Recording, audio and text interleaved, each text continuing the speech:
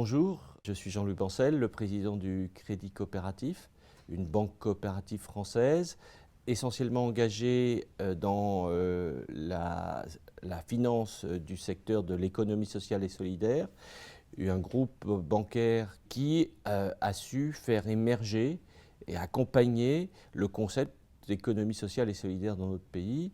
Et ceci est fort bien illustré, j'allais dire, dans un ouvrage écrit par Michel Dreyfus et qui a intitulé son livre « Financer les utopies » et qui, je pense, est une excellente synthèse de la démarche de notre banque.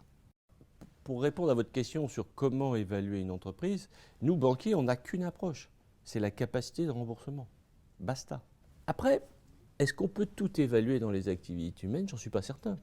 Moi, je vais vous prendre une image qui m'a beaucoup frappé et qui, je pense, qu'il faut qu'on retienne, même si je suis un partisan de l'évaluation et de la mesure.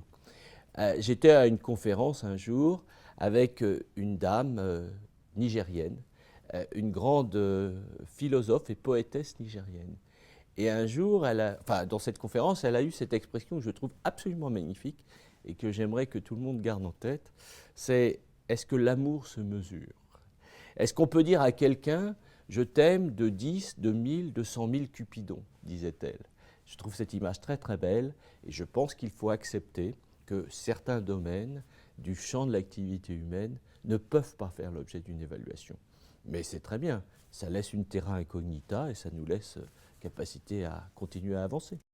Comment va-t-on mettre un chiffre synthétique, alors là c'est un grand débat, par rapport au principe de prudence. Alors, vieux débat entre coût historique, disons pour faire simple, et puis évaluation, valeur de marché, puisque c'est comme ça qu'aujourd'hui les gens synthétisent assez clairement d'ailleurs le débat entre les deux catégories de comptables, les tenants des normes dites IFRS, valeur de marché, et puis les tenants d'une approche plus classique.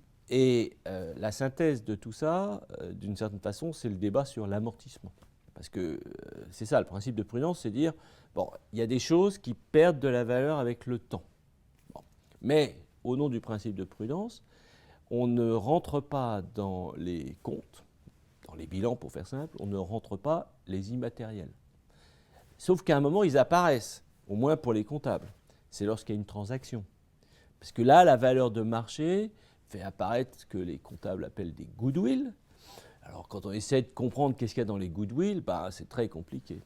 Et alors c'est très très intéressant de voir que les autorités internationales, pas l'IASB directement, mais enfin l'IFRIC qui est une de ses composantes, a lancé un débat sur faut-il remettre en place l'amortissement des goodwill.